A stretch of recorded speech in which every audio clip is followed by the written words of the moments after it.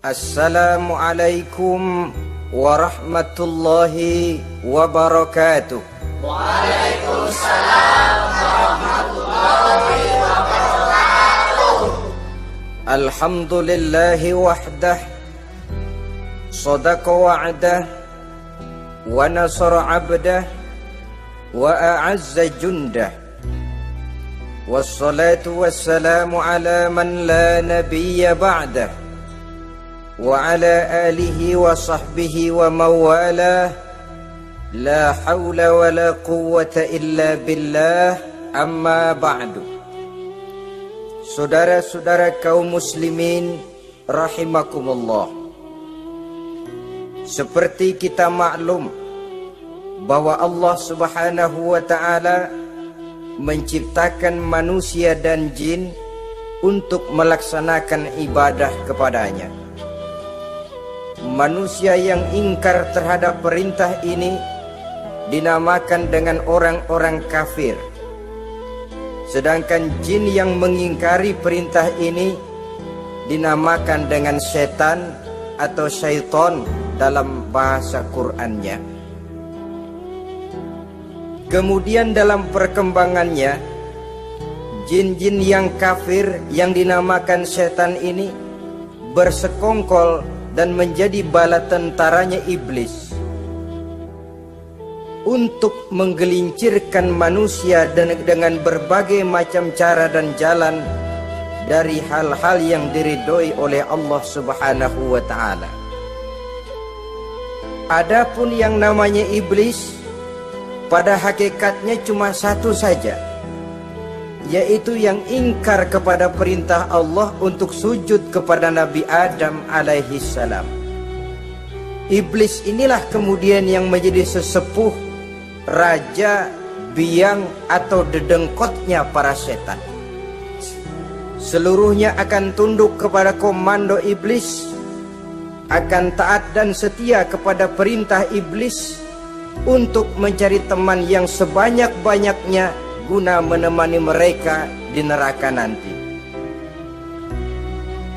Maka mereka pun melakukan satu proklamasi yang bisa kita baca dalam surah Al-A'raf ayat 16 dan 17, di mana iblis dengan tegas menyatakan, qala fabima aghwaytani la aq'udanna lahum siratakal mustaqim. Wahai Allah, kata iblis, dari sebab engkau telah menghukum saya, dari sebab engkau telah mengusir saya dari surga, maka saya berjanji akan menipu, akan menggelincirkan mereka, Adam dan keturunannya, dari jalanmu yang lurus. Apa jalan yang lurus? Tidak lain Islam ini. Dengan segala cara dan jalan, iblis dan bala tentaranya akan berusaha menggelincirkan manusia dari jalan yang lurus. Caranya bagaimana? Ayat ke-17 menjawab, "Tsumma la'atiyannahum min ba'di aydihim." Akan kami datangi mereka, akan kami goda mereka dari arah sebelah depan. Kalau cara itu tidak kena, wa min khalfihim, kami goda mereka dari sebelah belakang. Andai kata cara itu pun tidak mempan, wa an aimanihim, dari arah sebelah kanan. Kalaupun itu gagal, wa an syama'ilihim, kami akan datang dari arah sebelah kiri.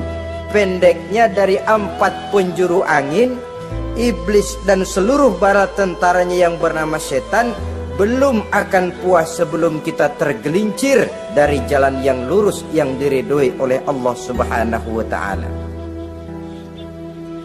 Sebagian ahli tafsir menjelaskan bahwa jika iblis menggoda dari arah depan, yang dimaksud dari depan ini adalah dunia, sehingga manusia menjadikan dunia sebagai tujuan akhir dari seluruh kegiatan hidupnya.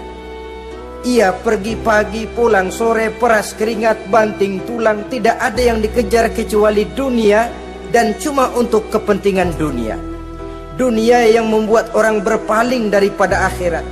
dunia yang membuat orang lupa kepada tujuan penciptaannya, maka dunia termasuk perangkap iblis. Apa isi dunia? Biasanya yang lazim itu 3 ta itu, harta, tahta, wanita. Itu yang bikin orang jadi sibuk sampai lupa kepada tujuan penciptaannya. Untuk apa dia diciptakan oleh Allah? Ini wa'an min baini aidihim, kami goda mereka dari arah depan dengan menyodorkan dunia dalam bentuk yang hijau ranau, dunia dalam bentuk yang manis, sehingga mereka tenggelam di dalamnya lalu melupakan akhirat. Kalau cara itu juga tidak kena, wa min khalfihim, kami datang dari sebelah belakang, kami lupakan mereka kepada akhirat. Itu mah urusan nanti bagaimana saja. Yang penting yang kita hadapi sekarang apa? Dunia. Akhirat kita belum tahu dan bahkan belum tentu ada. Yang sudah pasti saja kita garap, melupakan akhirat. Wa an aimanihim, yang dimaksud dari arah sebelah kanan, iblis dan setan selalu menghalang-halangi manusia untuk berbuat kebaikan, karena kanan adalah lambang kebajikan. Sedangkan ansama ilihim, kiri adalah lambang kejahatan. Dicegahnya kita berbuat kebajikan dan dibisikannya kita untuk selalu melakukan kejahatan dan kemunkaran. Wala tajidu aktsarahum syakirin, dan akan kamu dapati sedikit sekali di antara manusia yang bersyukur atas nikmat yang telah engkau berikan kepada mereka. Ditanamkan rasa ingkar kepada nikmat. Jika kita tidak kufur iman, dibuatnya kufur nikmat.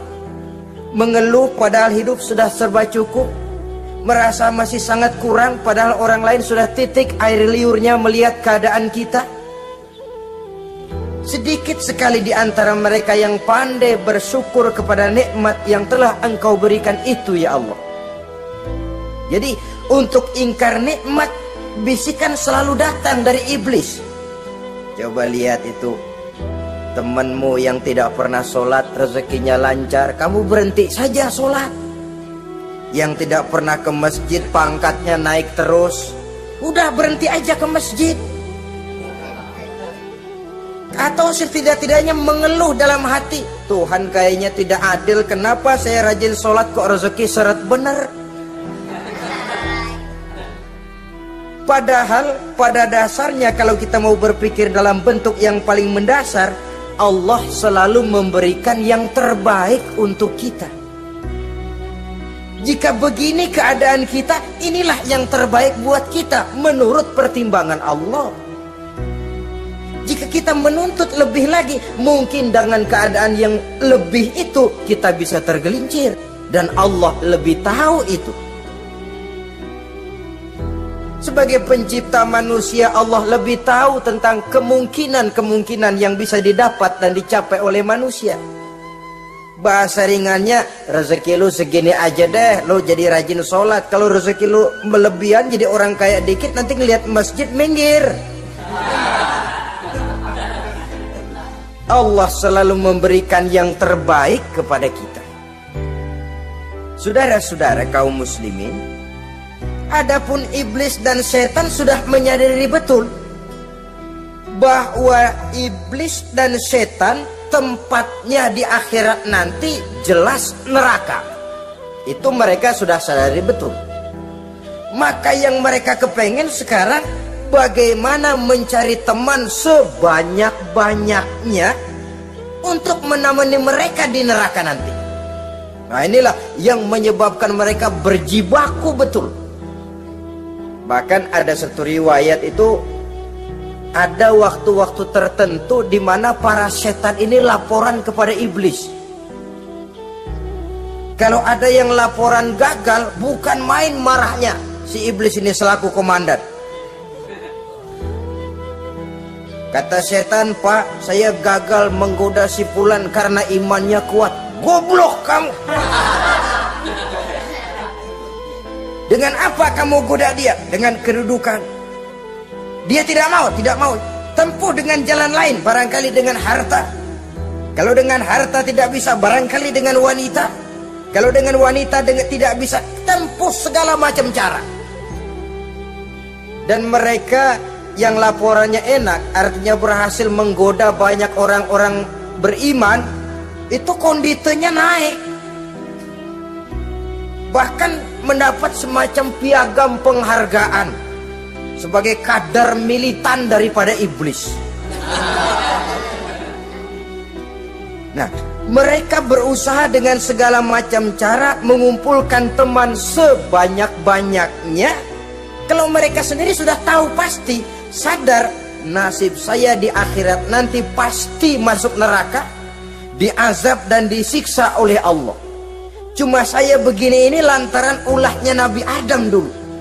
Maka anak-anak cucu Nabi Adam harus menjadi teman-teman saya sebanyak-banyaknya guna menemani saya di dalam neraka. Oleh karena itu, pada kesempatan pertemuan saat ini kita akan membicarakan siapa sih teman-teman setan itu. Diriwayatkan dari Wahab bin Munabbih bahwa pada satu hari iblis diperintahkan oleh Allah untuk datang kepada baginda Rasulullah Sallallahu Alaihi Wasallam dan menjawab segala pertanyaan yang diajukan oleh baginda Nabi. Datang iblis dalam bentuk orang tua pakai tongkat. Jadi iblis itu bisa malih warna. Dia termasuk jenis makhluk halus toh. Seperti halnya jin dan malaikat, itu bisa malih warna sesuai dengan yang mereka kehendaki. Ketika datang, baginda Nabi bertanya, "Man anta?" Siapa kamu? Dia jawab, "Ana iblis." Saya iblis. Jujur. "Limadza ji'ta?" Mau apa kamu datang kemari? Kata baginda Nabi. Dijawab oleh iblis, "Innallaha amaroni an atika wa ujibaka an kulli ma sa'altani." Allah memerintahkan saya untuk datang kepadamu dan menjawab segala pertanyaan yang engkau ajukan kepada saya. Nah, atas pernyataan ini baginda Rasul kemudian bertanya dengan dua pertanyaan. Pertanyaan pertama, iblis, "Kam ikhwanuka min ummati?" Ada berapa sih teman-temanmu dari golongan umatku? Dari golongan umatku, umat Islam ini, bukan orang lain.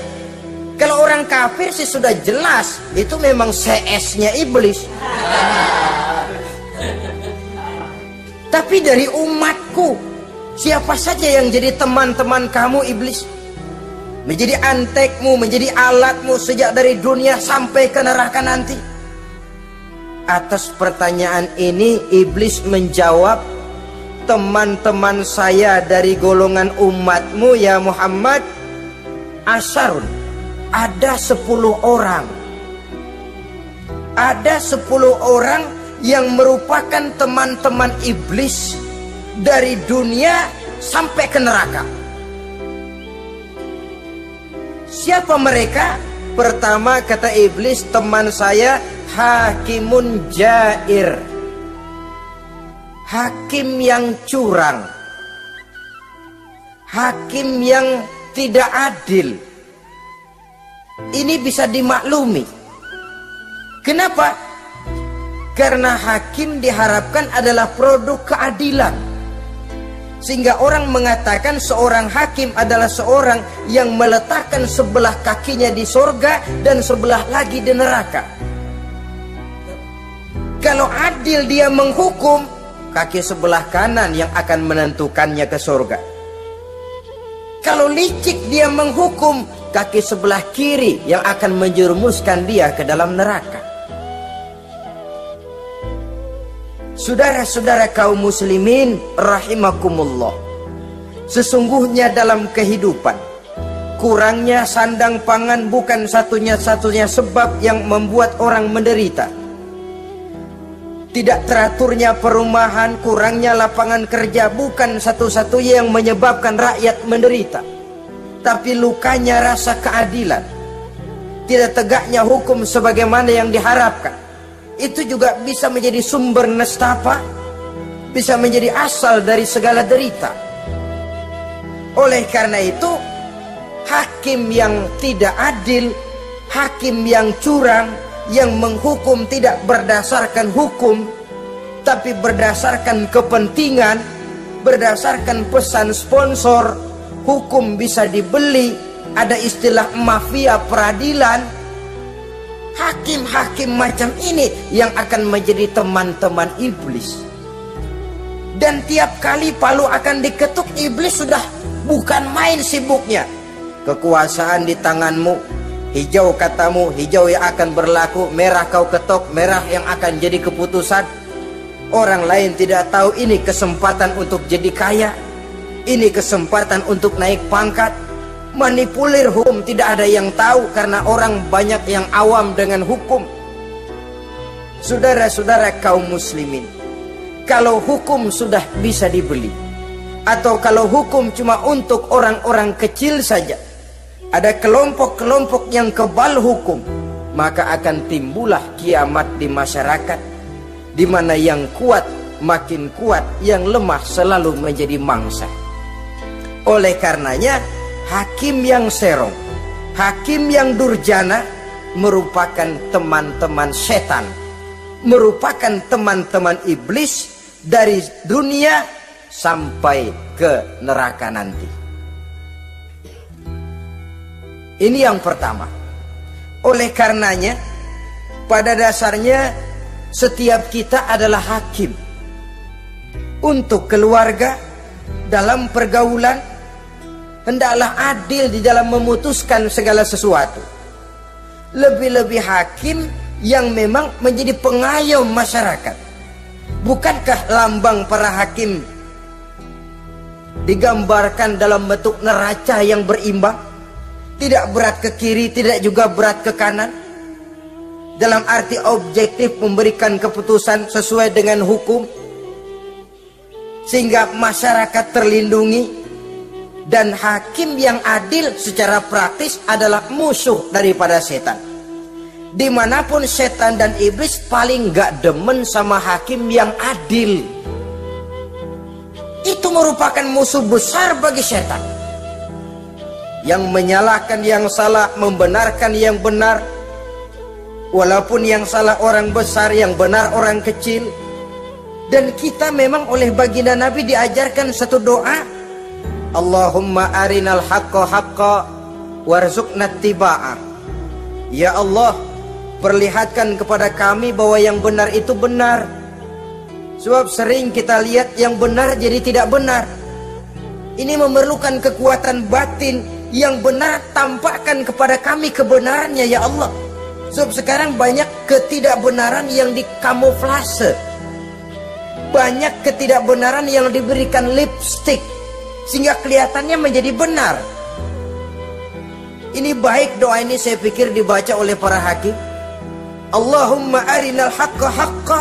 Ya Allah, perlihatkan kepada saya bahwa yang benar itu benar.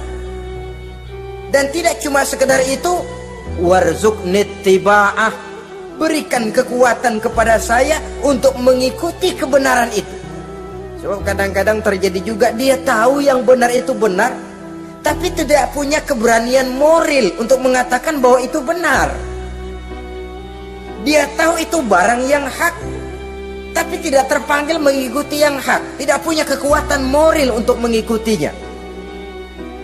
Lalu doa ini pun disambung, wa arinal batila batilan warzuqna ijtinaba. Wahai Allah, perlihatkan kepada kami bahwa yang batil adalah batil, bahwa yang salah adalah salah, bahwa yang munkar adalah munkar.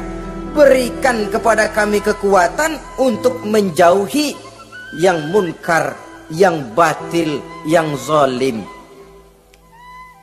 Saudara-saudara kaum muslimin rahimakumullah, Kita sering mencaci kaum pelacur sebagai sampah masyarakat. Tapi sadarkah kita bahwa pelacuran di bidang hukum, pelacuran di bidang intelektual, kadang-kadang pelacuran di bidang agama, dalam arti menjual ayat untuk membela yang salah dan menekan yang benar, ini juga tidak kalah bahayanya dengan prostitusi, pelacur-pelacur yang kita anggap sebagai sampah daripada kehidupan masyarakat itu.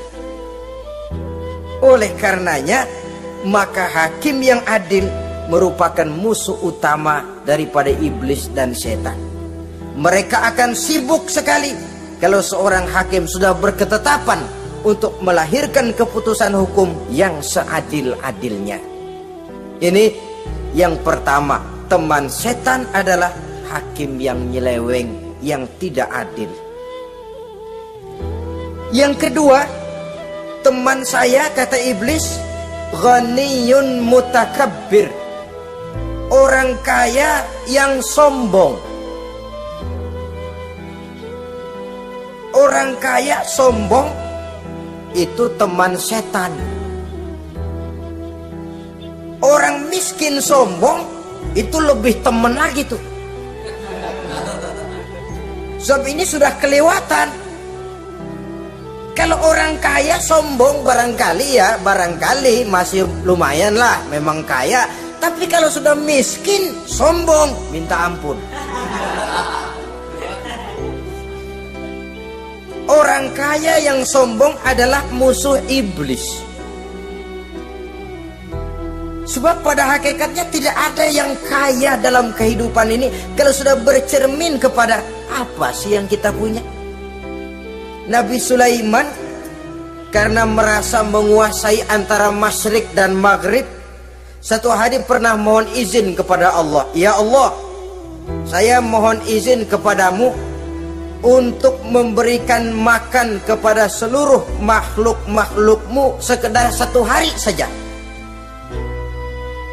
Baik, satu hari Nabi Sulaiman mau menjamin menanggung makannya semua makhluk karena merasa kaya. Baik, kata Allah. Lalu sibuklah Nabi Sulaiman mengadakan persiapan. Seluruh bala tentaranya, jin, binatang dikumpulkan, mengumpulkan makanan yang sebanyak-banyaknya, diatur di satu lapangan yang sangat luas. Sebab ini yang mau makan tentu tidak sedikit. Sudah selesai persiapan, kata Allah, sudah selesai Sulaiman? Sudah ya Allah. Nah, aku mulai dari makhlukku yang paling di bawah, ikan. Ikan Nun dipanggil oleh Allah. Rezekimu hari ini mau ditanggung Sulaiman. Naik, makan. Naik ikan ini. Sekali makan seluruh persiapan habis. Goleng kepala Nabi Sulaiman, beliau sadar lalu sujud, maha kaya engkau ya Allah. Boro-boro nanggung makanan semua makhluk hidup sehari, ikan satu nggak keurusan. Ini baru sekali makan, bagaimana nambahnya? Jadi apa sih yang kita anggap kaya ini? Maka orang kaya yang sombong pada hakikatnya kacang yang lupa akan kulitnya. Tidak ada yang kita bawa pada saat kita terlahir ke alam ini, sebagaimana juga tidak ada yang kita bawa pada saat kita meninggalkan alam ini. Harta kita akan pindah nama. Sebab itu yang perlu kita jaga pada hakikatnya tidak lain nilai-nilai iman, sebab ini yang akan kita bawa. Cuma ironinya, karena iman itu abstrak, bukan benda, orang yang kehilangan iman tidak pernah ribut. Sebaliknya, karena harta itu materi, benda konkret, orang yang kehilangan harta cepat merasa, cepat ribut. Motor hilang, ribut. Kenapa? Motor itu benda, kelihatan. Duit hilang, ribut. Televisi hilang, ribut. Kenapa? Benda. Tapi kalau iman yang hilang, wah kelihatannya tenang-tenang saja, Pak.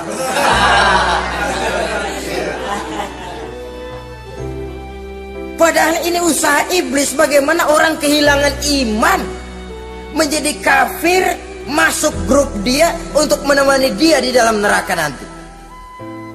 Dia gelincirkan iman kita, dan kita sering tanpa terasa telah mengalami pergeseran nilai-nilai iman kalau tidak tergusur sama sekali. Cuma saya katakan tadi, oleh karena iman ini bukan benda, orang yang kehilangan iman kurang begitu merasa. Padahal ini yang paling berharga. Sebab ini yang akan kita bawa menghadap Allah.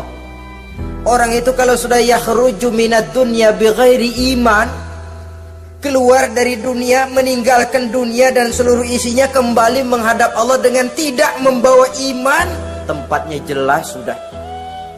Itu yang paling kita khawatir. Pangkat jelas tidak kita bawa, harta benda akan pindah nama jadi milik ahli waris kita. Tiba-tiba iman yang cuma satu itu tempat kita bergantung hilang juga dari diri kita. Dengan apa kita mau menghadap Allah?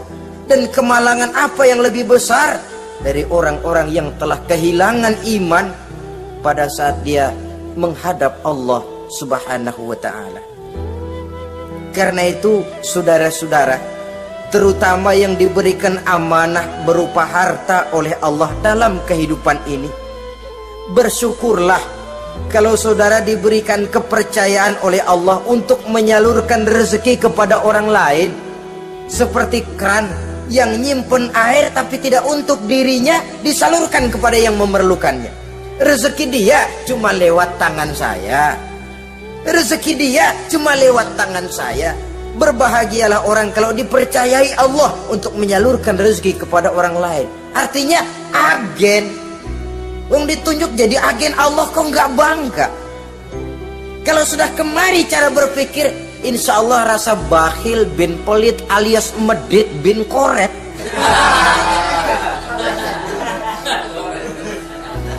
Itu insya Allah nggak ada.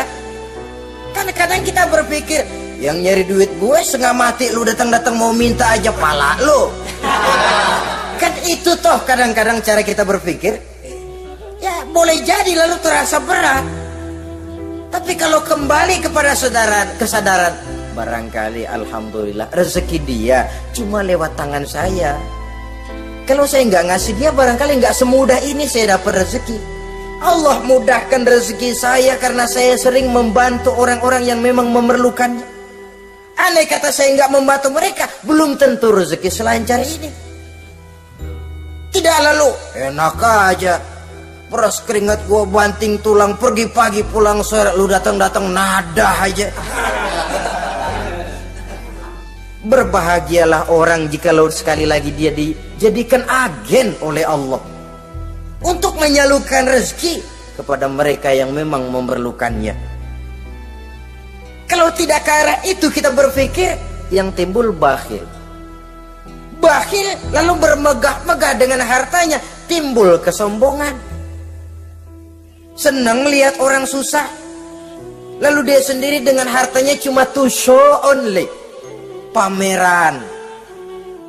Lewat di kampung senang kalau orang melotot lihat mobilnya yang serba mengkilap, sepatunya yang serba mahal. Senang kalau wah, semua gaya hidupnya serba jet set. Wah, wah, wah.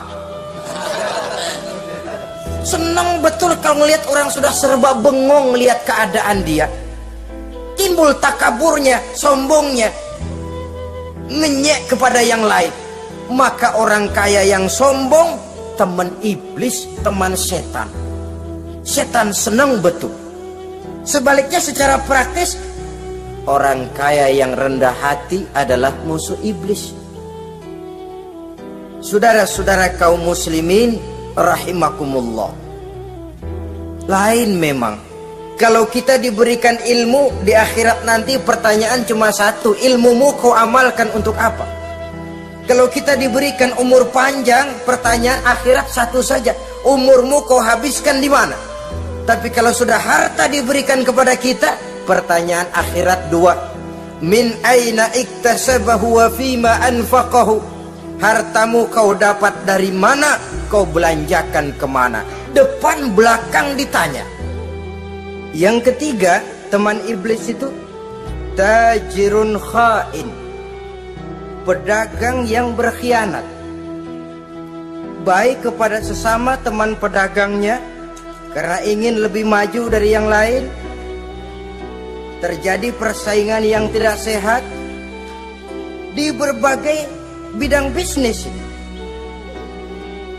ataupun kepada para pembelinya dengan mengatakan barang yang baik adalah barang yang tidak baik menjadi baik. Sebab pada dasarnya apabila kaum pengusaha sudah berkhianat, akan timbul kegoncangan ekonomi. Dan kegoncangan ekonomi dampaknya adalah melahirkan kelas-kelas kemiskinan. Kemiskinan merupakan satu perangkap iblis. Biasanya orang kalau udah melarat udah dekat banget sama kafir. Kalau tidak dilatar belakangi oleh nilai iman yang kuat. Udah melarat udah dekat benar dah sama kafir. Apalagi iblis ini menggodanya pandai dia. Kepada orang miskin dia datang dengan bujukan materi. Kepada yang cukup hartanya dia datang dengan bisikan lain. Pendeknya iblis dan setan itu kalau ibarat tukang joget, dia ngerti betul irama kendang.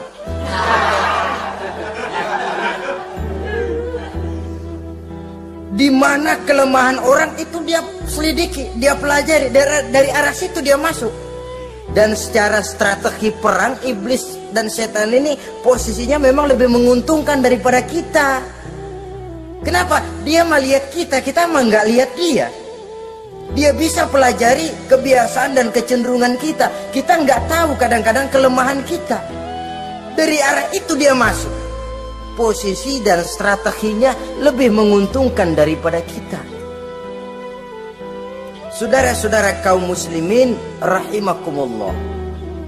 Bila ekonomi sudah goncang, terjadi penimbunan barang, terjadi spekulasi harga, timbullah kegoncangan sosial.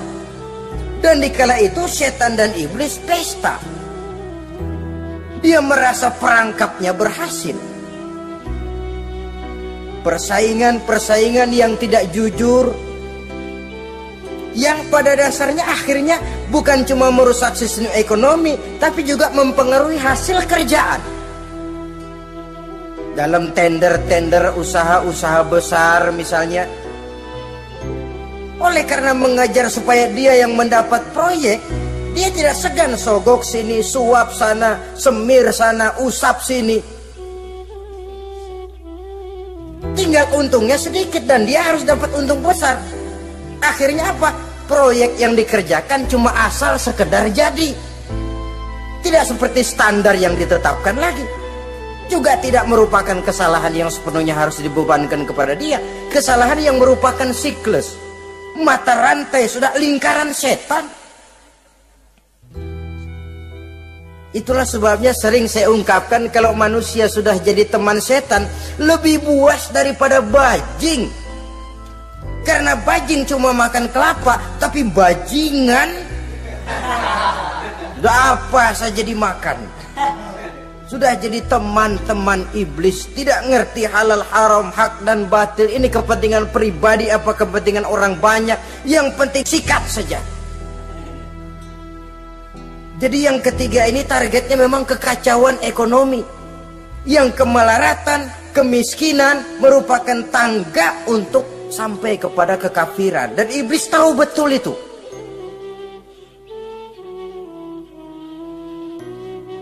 Lain misalnya contoh yang diberikan oleh Rasul. Rasul kan pernah dagang di kala remaja itu. Membawa dagangannya Siti Khadijah. Kain. Beliau dagang kain. Berapa kain ini?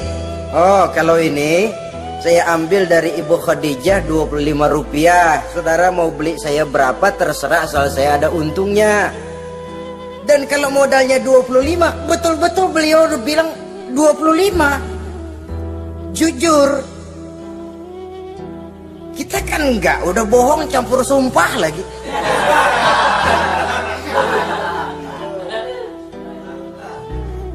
Ini yang ketiga. Yang keempat, teman-teman setan, teman-teman iblis, syaribul khamr. Orang yang minum arak, pemabuk, itu teman setan. Bahkan divonis tidak beriman. Orang yang pada saat meninggal dunia di dalam perutnya itu masih ada khamr. Tidak beriman divonis. Jadi dalam satu pesta di mana disediakan minuman-minuman keras, iblis itu sudah masang perangkap.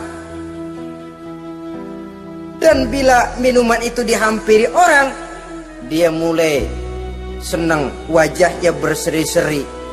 Kalau minuman dituang ke gelas, dia tepuk tangan. Bila minuman mulai mengalir ke tenggorokan, dia jijimprakan iblis. Girang bukan main.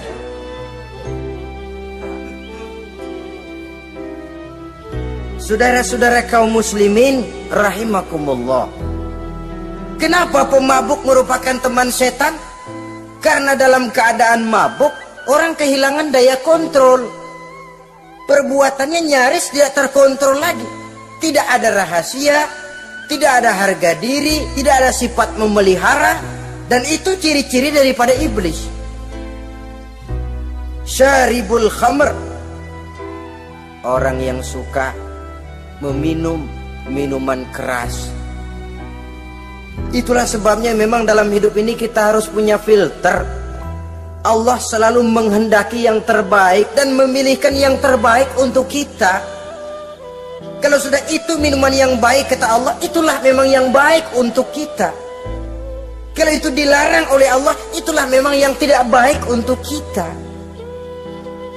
Jadi kalau sudah qat'i dalilnya, gak usah buang energi menyelidiki apa manfaatnya.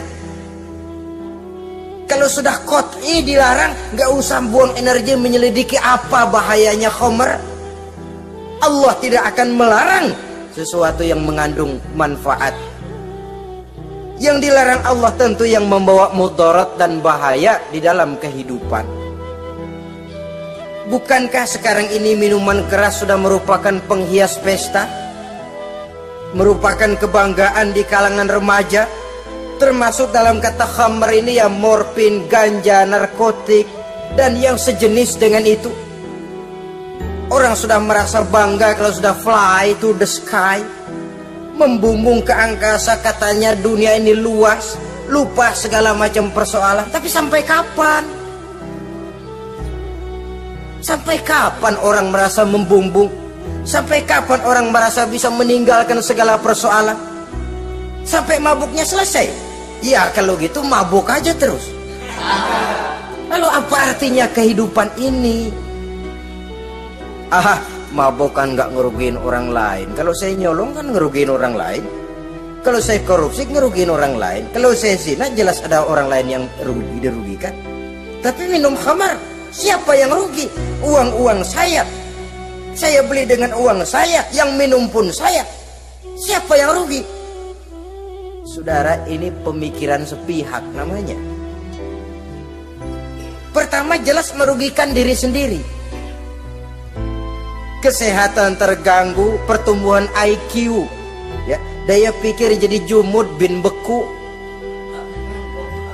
Tidak ada idealisme ke arah depan. Yang ada ya, yang dipikirkan ya, yang di depan hidungnya saja. Dan konon itu pada mulanya memang orang kan sifatnya cuma ingin tahu, nyobain, ketagihan. Ya kalau orang tuanya masuk golongan have, mampu. Kalau orang tuanya termasuk ekonomi lemah, sedangkan kecanduan hal yang tidak bisa ditangguhkan. Orang yang sudah kecanduan minuman keras, Sekali dia tidak minum, sudah bukan main rasanya. Orang yang sudah biasa minum ganja, morfin, narkotik, satu kali dia tidak bertemu itu, sudah nggak keruan rasa. Orang tuanya tidak mampu, kenapa lalu nggak ngelamun yang negatif? Ya kalau dia keluarga have, orang tuanya masih ngelarang, dia bisa jual hal lain di rumahnya yang ada harganya. Tip deka itu, video kah itu, mobil kah digade dulu. Kalau di kampung, anak-anak muda yang menengah ke bawah, kenapa nggak ayam orang disamber?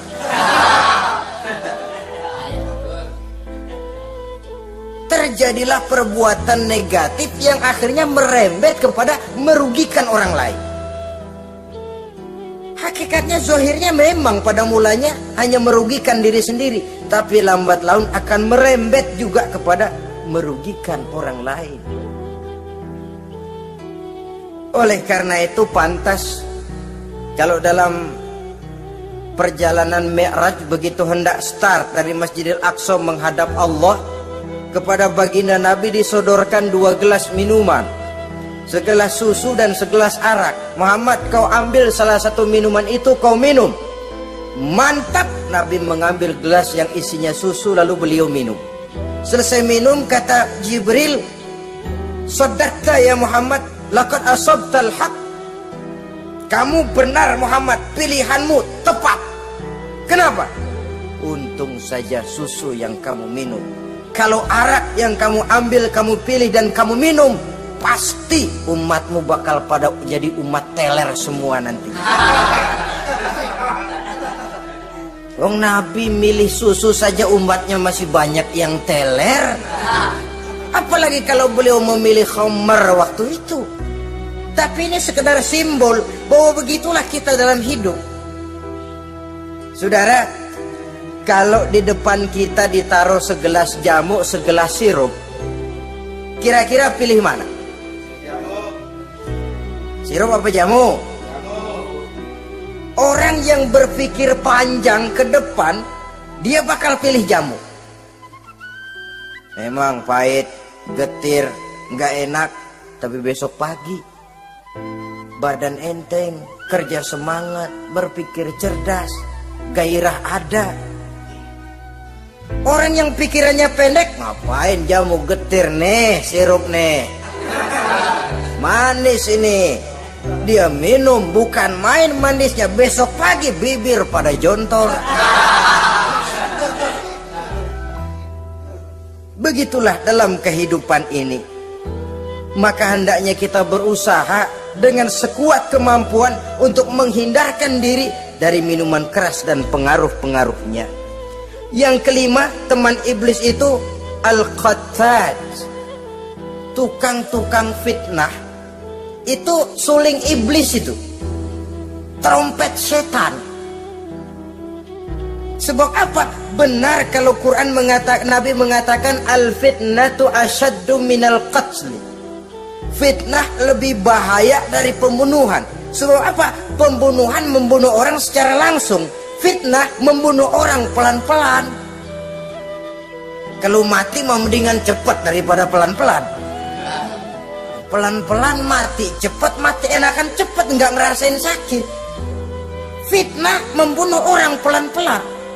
Nama baik orang hancur, dicoreng-moreng di tengah masyarakat. Maka tukang-tukang fitnah, teman-teman setan dari dunia sampai ke neraka nanti. Karena fitnah lebih bahaya daripada pembunuhan. Mengada-ada yang tidak ada diada-adakan, fitnah. Melebih-lebih, berita semeter jadi 3 meter, yang 2 meter. Ya kalau positif, kalau negatif, fitnah. Memang orang bilang kalau kita nitip duit jangan harap lebih, kurang bisa. Tapi kalau nitip omongan jangan harap kurang, pas saja sudah untung itu. Biasanya lebih, namanya omongan. 1 meter jadi 2 meter, 2 meter jadi 3 meter. Itu sifat dari yang namanya omongan. Kita kirim uang, dan gak bakalan lebih dah. Ini nitip uang sama saya 50.000, tambahin 10.000, langka yang berpikir begitu. Kurang malah bisa. Enak aja nitip, bukan kemarin pakai ongkos. Hitung transport misalnya. Tapi kalau sudah nitip omongan, pas saja sudah untung loh. Biasanya malah lebih. Fitnah pernah melanda Nabi Zakaria. Fitnah pernah melanda Habil dan Qabil. Fitnah pernah melanda Nabi Ibrahim. Fitnah bahkan pernah melanda kehidupan baginda Rasulullah Sallallahu Alaihi Wasallam. Dalam peristiwa yang lazim kita kenal dengan hadisul ifki, bagaimana gosip pun sempat mengguncang rumah tangga kehidupan baginda Nabi. Sehingga pantas kalau beliau sendiri mengatakan al-fitnatu asyaddu minal qatl. Fitnah itu lebih bahaya daripada pembunuhan, karena fitnah membunuh orang secara pelan-pelan. Saudara-saudara kaum muslimin rahimakumullah, lidah tidak bertulang. Sohirul jirmi azimul jurmi. Kecil bentuknya tapi besar akibatnya. Kalau kita luka karena silet 2-3 hari boleh sembuh, tapi luka karena lidah seumur hidup kita ingat. Asal lihat orangnya ingat, nih dia nih yang ngomong kagak enak banget, gua tandain dah.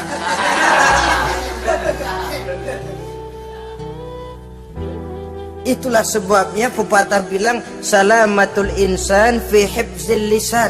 Orang akan selamat jikalau dia pandai menjaga lidahnya. Saudara-saudara kaum muslimin, yang keenam, teman setan sahibur riya. Orang yang riya, beramal cuma to show only, supaya ingin dipuji orang, ingin dilihat orang. Riya namanya. Tidak ada ikhlas. Sebab kata Imam Ghazali, an-nasu kulluhum niyamun illal alimun wal alimuna, an-nasu kulluhum mauta illal alimun wal alimuna niyamun illal amilun wal amiluna mughtarruna ilal mukhlisun. Manusia itu pada hakikatnya mati kecuali orang alim. Orang alim sekalipun hidup hakikatnya adalah tidur, kecuali orang yang mengamalkan ilmunya. Dan orang yang mengamalkan ilmunya banyak yang tertipu, kecuali orang yang ikhlas. Tepat ini fatwa Imam Ghazali. Manusia hakikatnya tidur kecuali orang yang alim. Orang yang alim walaupun hidup tapi tidur. Hidup tidur, ya nggak bisa berbuat banyak, kecuali orang yang mengamalkan ilmunya. Dan orang yang mengamalkan ilmunya banyak yang tertipu, kecuali yang ikhlas. Jadi kalau amal itu adalah jasad, ikhlas itu adalah ruh. Amal tanpa ikhlas patung. Patung tidak bisa berkembang, tidak bisa berbuat banyak, namanya patung. Itu amal tanpa ikhlas. Ini termasuk penyakit batin tuh, ikhlas, riya, ujub, sum'ah, penyakit kepengen didengar orang, penyakit kepengen dilihat orang. Wah, kalau sembayangnya dilihat orang mantap betul, kayak besok mau mati. Tapi kalau sudah sembayang nggak dilihat orang, wah kilat khusus, cepat bukan main. Riya. Ini yang menghancurkan amal ini nggak terasa. Sifat kita sendiri. Riya ini menggeragoti amal. Sebagaimana api menggeragoti kayu bakar. Yang ketujuh, teman setan akilu malil yatim. Orang yang memakan harta anak yatim. Itu setan senang betul itu. Dia bisikan, kau kan ngurus anak yatim. Kau sudah menanamkan budi kepada mereka, jadi wajar kalau kau ambil bagian. Mula-mula memang dalam batas yang wajar, makin lama malah berebut sama yatimnya. makin kesonoin, yatimnya malah nggak keduman, panitianya yang kenyang. Akilu malil yatim, orang yang memakan harta anak yatim secara zalim, ini merupakan teman setan. Sebaliknya, orang yang melindungi anak yatim, kata Nabi, seperti dua jari ini dengan aku di akhirat nanti. Dekat derajatnya dengan Rasul. Yang kedelapan, teman setan al-mutahawinu bis shalah. Orang yang nganggap enteng sholat, ngenteng-ngentengin sholat. Nanti aja dah, kalau udah tua-tuaan, sembayang mah gampang, saban sari ada. Kalau ini nih tinju jarang-jarang. Al-mutahawin, ngenteng-ngentengin.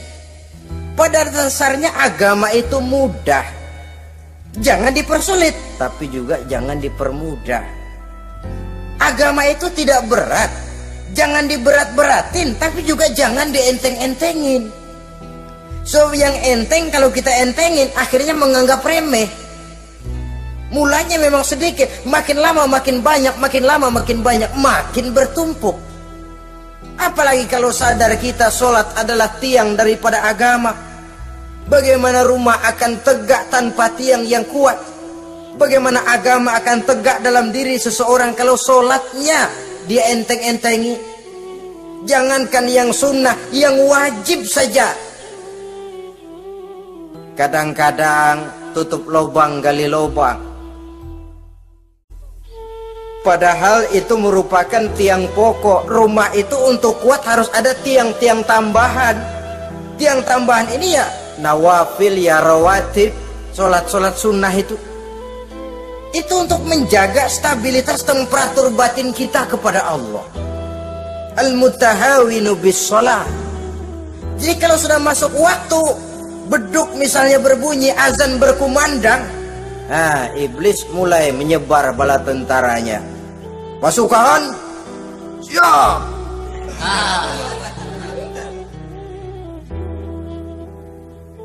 Kama yang dagang dia bisikin, sedang enaknya lo dagang, gua beli lagi banyak-banyak, sembahyang mah ada besok. Sama yang kerja, jangan ditinggal ini kerjaan, tanggung, sembahyang masih ada besok. Saudara-saudara kaum muslimin rahimakumullah, andai kata kita berhasil, kita tinggalkan kesibukan, lalu kita pergi sholat, apa iblis diam? Setan tenang? Tidak, masih dia bisiki kita. Ya kalau mau sembahyang ya sembahyang, cuma buruan udah. Nah yang mau belanja, yang menunggu, bukan main. Sampai ruku kita tidak sempurna, bacaan kita semrawut, sujud kita tidak lengkap, sholat juga, tapi disitulah masuk iblis. Atau kalau itu kita berhasil cegah, ruku tertib, ada tumakninah, sujud bagus, iblis masuk lagi. Wah, memang sembahyang kamu mantap, orang lain gak ada yang sembahyang kayak kamu. Yang timbul apa? Ujub, sombong kepada diri sendiri. Begitu rapi sembahyang, lo ya pada kagak sembahyang, apaan lo? Gua nih. Itu sudah perangkap iblis. Jadi lewat segala macam cara dan jalan, kepada yang ibadahnya bagus ditanamkan rasa ujub, kepada yang mau berusaha bagus ditanamkan sifat was-was, buru-buru. Saudara-saudara kaum muslimin, ini yang ke-8. Yang ke-9, mani'uz zakah. Orang yang enggan membayar zakat itu teman setan. Gak ada urusan sama zakat. Sayang-sayang harta dizakatin. Saudara-saudara, padahal zakat itu kata Nabi, zakku amwalakum biz zakat. Bersihkan hartamu dengan zakat. Jadi barangkali bercampur harta itu dengan sedikit yang tidak baik, bercampur dengan yang kotor. Zakat itu membersihkan yang lain. Kita misalnya dalam satu kelas punya murid 40 orang, 42 orang, ada 2 orang yang bandel, nggak ketulungan. Sudah segala macam cara kita perbaiki, nggak juga berhasil. Ini kan kalau nggak diatasi kan mempengaruhi yang teman-teman yang 40 orang. Untuk menyelamatkan yang 40 ini, nggak apa-apa yang 2 keluarin. Bikin pemecatan. Anak saudara, kami sudah tidak sanggup lagi mengajar. Dengan ini kami berhentikan dari sekolah yang kami pimpin untuk menyelamatkan teman-teman yang lebih banyak. Mengeluarkan yang 2 untuk menyelamatkan yang 40. So kalau tidak ini nanti ngerembet, yang 40 ngikut jadi ngeres. Itu juga harta. Zakat untuk membersihkan yang masih tersisa. Yang terakhir yang ke-10, teman setan, musuh, teman iblis, man yutilul amal, orang yang terlalu panjang angan-angan, penghitung bintang di langit, yang hidup cuma ngitung jikalau, wiridannya cuma jikalau.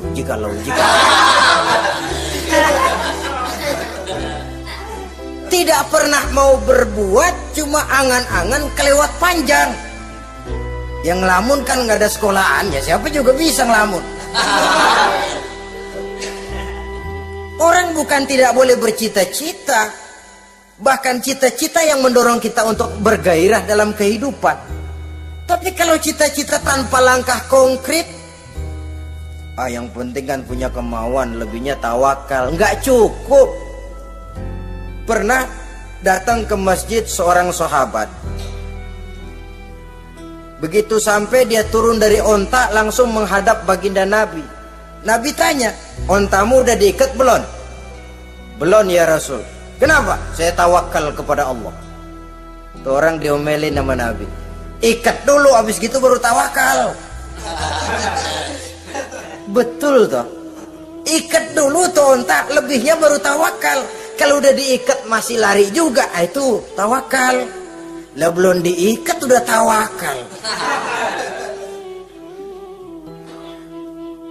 Orang yang terlalu panjang angan-angan, yang akhirnya kalau tidak merusak cara berpikirnya, akan mendorong dia kepada perbuatan yang negatif untuk mewujudkan angan-angannya itu.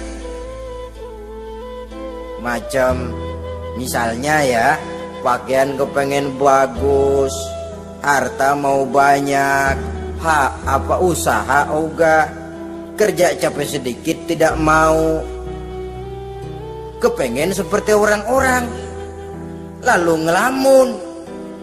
Kalau tidak jadi gila, ya merusak perbuatannya. Kan berapa banyak orang yang kepengen kaya, gagal lalu jadi sableng. Kertas koran ditumpukin, dikantongin, dia kira gepokan duit. Hawanya duit udah banyak aja. Tulul aman, terlalu panjang angan-angan. Nah, saudara-saudara, kalau kita sudah tahu itulah teman-teman setan, teman-teman iblis, mari kita berusaha jangan termasuk salah satu di antara 10 orang yang menjadi teman-teman iblis ini. Lalu cara untuk mengatasinya bagaimana? Imam Al-Ghazali rahimahullah memberikan tuntunan. Pertama, untuk mengatasi perangkap setan, jangan sampai kita termasuk salah satu teman setan, zikrullah. Banyak ingat kepada Allah. Sebab Nabi bersabda, inna zikrallahi ta'ala fi janbi syaitan kal akillati fi janbi ibni Adam. Sesungguhnya zikrullah, zikir kepada Allah itu dapat menyakiti setan sebagaimana penyakit menyakiti lambung anak Adam. Jadi setan itu akan kurus kalau kita hantam pakai zikrullah. Setan tidak berdaya, lemah kalau kita hantam pakai zikrullah. Ingat Allah, selalu merasakan kehadiran Allah dekat dalam hidup. Itu senjata pertama. Dengan zikrullah, setan kurus. Kalau udah kurus ya lemes, nggak berdaya ngadepin kita. Tapi kalau nafsu yang kita ikutin, kita umpanin tuh setan, lah gemuk. Begitu gemuk, makin berleluasa dia ngutak-ngatik kita. Yang kedua, jangan mendekati tempat maksiat. Sebab man hama haulal hima yusiku ayyaqafi. Orang yang main di pinggir kali ditakutin kecebur di kali. Jangan mendekati tempat yang cenderung membawa kita ke tempat maksiat.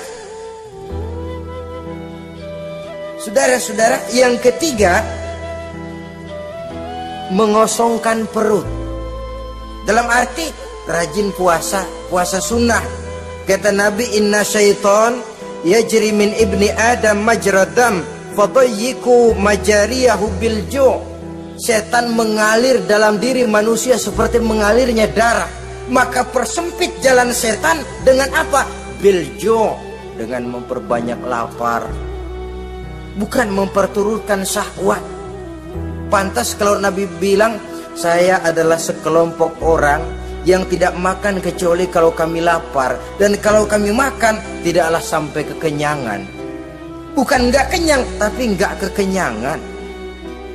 Yang terakhir kata Imam Ghazali, hendaknya kita selalu ingat bahwa tujuan iblis dan setan adalah menjerumuskan manusia, menyengsarakan manusia, supaya kita menjadi teman mereka di neraka nanti. Kalau ingat itu, insya Allah kita bisa mengerem diri. Nah, inilah saja yang dapat kita sampaikan pada pertemuan kali ini. Mudah-mudahan ada manfaatnya. Terima kasih dan mohon maaf. Usikum wa nafsi bitaqwallah. Wassalamualaikum warahmatullahi wabarakatuh. Waalaikumsalam warahmatullahi wabarakatuh.